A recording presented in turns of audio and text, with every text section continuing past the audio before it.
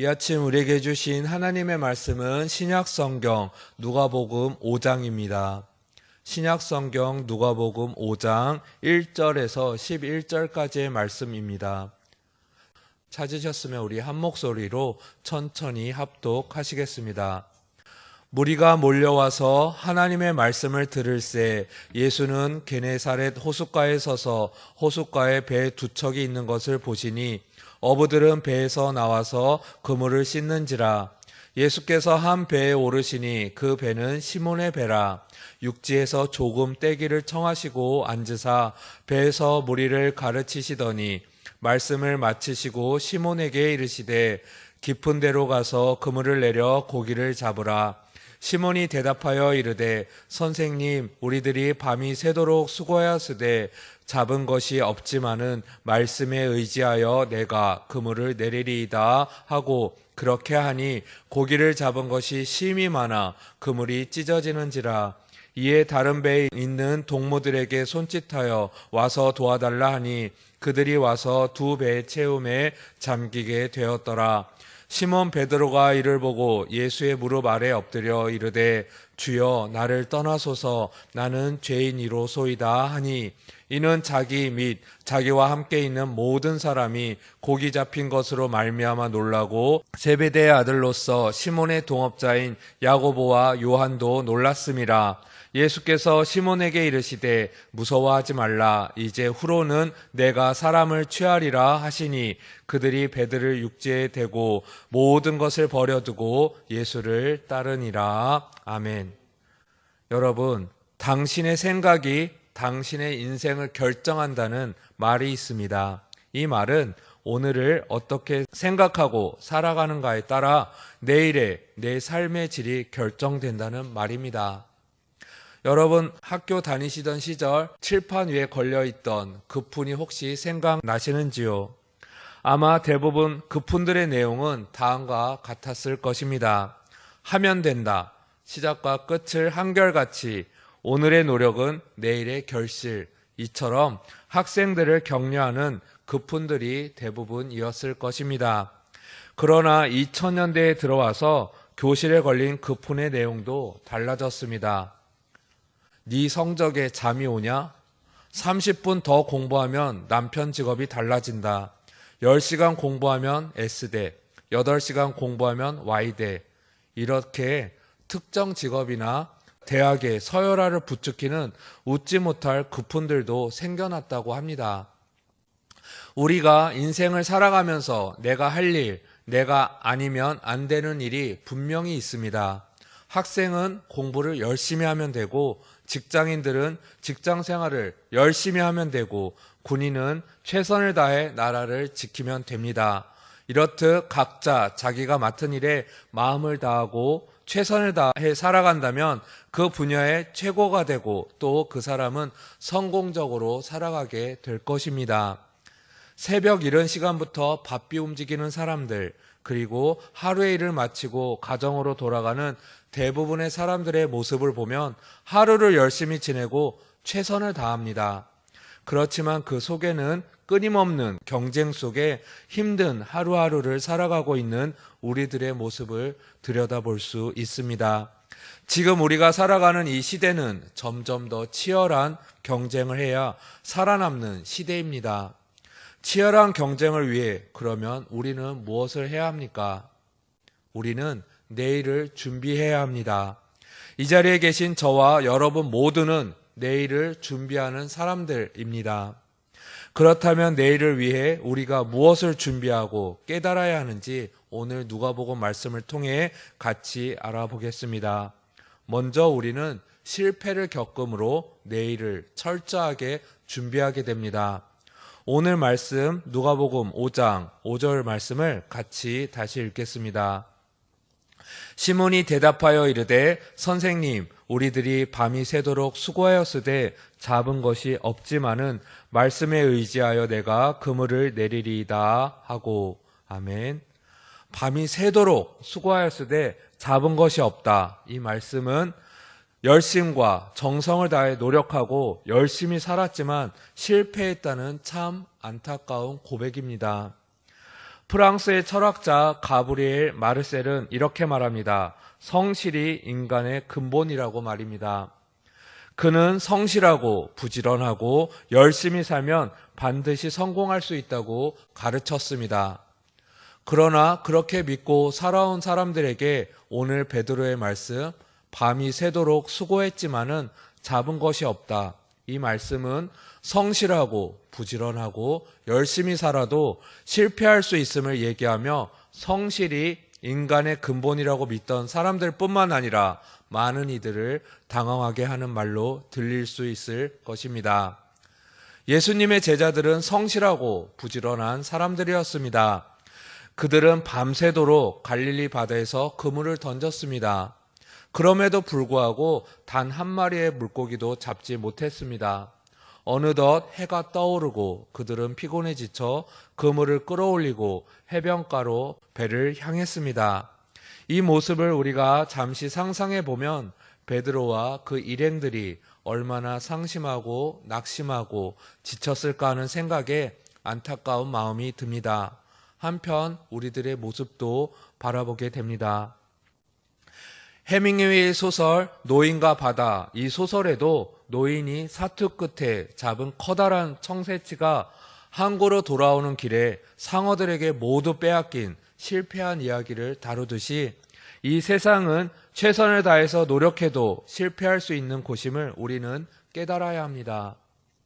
성실해도 쓴 잔을 마실 수 있고 부지런하고 열심히 일해도 오히려 남보다 힘들 수 있는 곳이 바로 이 세상입니다. 그래서 세상은 참 불공평해 보입니다. 그래서 이 세상을 사는 것이 힘들고 허무하게 느껴지는 것일지도 모르겠습니다. 그런데 여러분, 하나님을 믿는 우리들은 다릅니다. 그리스도인들의 내일에는 곧 오실 하나님에 대한 소망이 있기 때문입니다. 시몬 베드로가 피나는 노력을 하고도 전혀 소득이 없었던 것이 전혀 아니었습니다. 바로 예수님이 빈 그물을 쥐고 있던 그들을 만나기 위해 친히 찾아오셨습니다. 그것은 하나님의 섭리였습니다. 만일 베드로가 갈릴리 바다에서 그물을 던지는 족족 물고기가 그물 가득히 올라오고 자기 뜻대로 모든 것들이 순조롭게 되었다면 베드로는 예수님의 제자도 될 수 없었고 예수님을 만날 필요도 없었을 것입니다.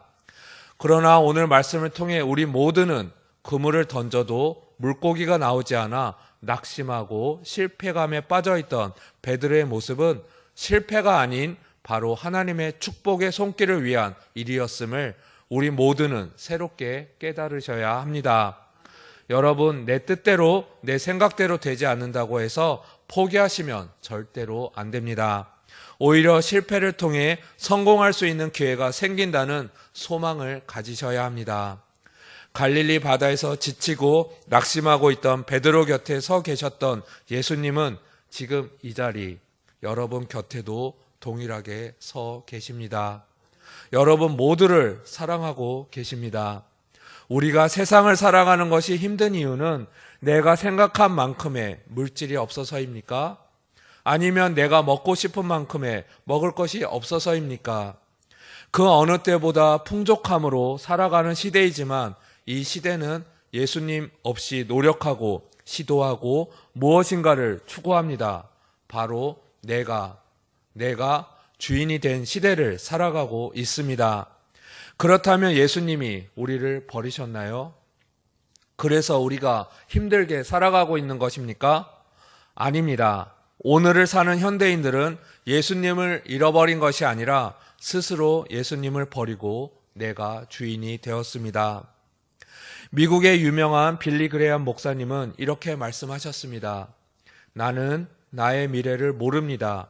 그러나 나는 누가 나의 미래를 붙들고 있는지를 압니다. 그렇습니다, 여러분. 예수님께서 우리와 함께 하실 때 우리는 능력 있는 삶을 살아갈 수 있습니다. 예수님은 우리들의 모든 것을 다 알고 계시는 분이십니다.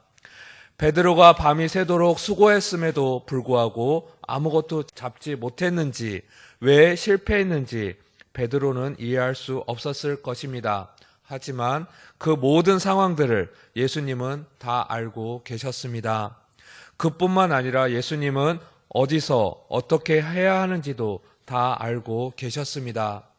그래서 예수님은 베드로에게 깊은 데로 가서 그물을 내려라 라고 하신 것입니다. 우리 다시 한번 누가복음 5장 4절 말씀을 함께 읽겠습니다. 말씀을 마치시고 시몬에게 이르시되 깊은 데로 가서 그물을 내려 고기를 잡으라. 아멘. 여러분, 예수님은 우리 문제의 원인과 문제 해결의 방편을 모두 알고 계십니다. 예수님은 결과도 다 알고 계십니다. 예수님은 우리 모두의 창조자이시고 구원자이시기 때문입니다. 이 믿음의 고백이 우리 모두의 고백인 줄 믿습니다. 그럼에도 우리는 너무나 연약하여 항상 미래에 대한 불확실함으로 염려하고 걱정하고 근심합니다. 그래서 우리는 하나님 말씀을 통해서 변화되어야 합니다. 모든 염려, 근심, 걱정을 떨쳐 버리셔야 합니다. 성실하고 전문 어부였던 베드로도 실패했습니다. 밤새 그물을 던졌지만 빈 그물을 끌어올리며 안타까워했습니다. 오늘 사도 베드로의 놀라운 고백이 5절 말씀에 있습니다. 오늘 말씀 누가복음 5장 5절을 다시 함께 읽겠습니다. 누가복음 5장 5절입니다. 시몬이 대답하여 이르되 선생님 우리들이 밤이 새도록 수고하였으되 잡은 것이 없지만은 말씀에 의지하여 내가 그물을 내리리이다. 아멘. 여러분, 베드로는 아이고 선생님 저도 나름 밤새 수고했지만 실패했습니다. 그런데 또 그곳에 그물을 던지라고요? 라고 하지 않았습니다. 네, 선생님 말씀에 의지하여 제가 다시 그물을 내립니다. 라며 베드로는 예수님 말씀에 순종하셨습니다. 순종하셨을 때 어떻게 되었습니까? 그물이 찢어지게 물고기를 끌어올리게 됩니다. 실패의 자리인 줄 알았던 그 자리가 성공의 자리로 바뀌게 됩니다. 여러분, 하나님께 순종할 때 하나님은 우리가 상상할 수 없는 충만한 은혜를 내려주십니다. 믿음으로 아멘 하시길 바랍니다. 예수님 말씀에 순종할 때 바로 성공의 비결이 있습니다. 베드로는 그물에 가득히 물고기를 낚는 이 큰 은혜를 경험하고 난 뒤 선생님이라고 부르던 호칭에서 주여라고 호칭을 바꾸어 부르고 있습니다. 그리고 자신이 죄인임을 고백합니다. 우리 다시 한번 누가복음 5장 8절 말씀을 읽겠습니다. 시몬 베드로가 이를 보고 예수의 무릎 아래에 엎드려 이르되 주여 나를 떠나소서 나는 죄인이로소이다 하니 아멘. 이와 같이 겸손히 자신을 죄인임을 고백한 베드로에게 예수님은 무서워하지 말라 이제 후로는 내가 사람을 취하리라 라고 말씀하십니다. 우리 11절 말씀도 다시 읽어보겠습니다. 11절입니다. 그들이 베드를 육지에 대고 모든 것을 버려두고 예수를 따르니라. 아멘. 그렇습니다, 여러분. 모든 사람들이 베드로와 제자들이 예수님을 따라갔습니다. 그런데 자신의 경력, 경험, 생각, 왜요? 이런 질문들을 모두 내려놓고 또 예수님을 따라갔을 때 무엇이 생깁니까? 라는 어떤 대가 등을 생각할 수 있는 모든 것을 버리고 예수님을 따라갑니다. 그 후 그들은 어떻게 되었습니까? 모두 훌륭한 예수님의 제자가 되었고 사도로 세워짐을 받았습니다. 이 자리에 계신 여러분 모두도 이제 내 생각과 내 경험과 대가를 바라고 생각했던 것들이 있으셨다면 모두 내려놓으시고 하나님 말씀 그대로를 순종하며 살아가시기를 바랍니다. 순종하며 따라갈 때 하나님은 우리가 생각할 수 없는 더 큰 풍성한 은혜로 우리를 채워주실 것입니다. 여러분들 삶의 모든 것이 하나님 은혜로 풍성해지시길 이 아침 간절히 소망합니다. 기도드리겠습니다.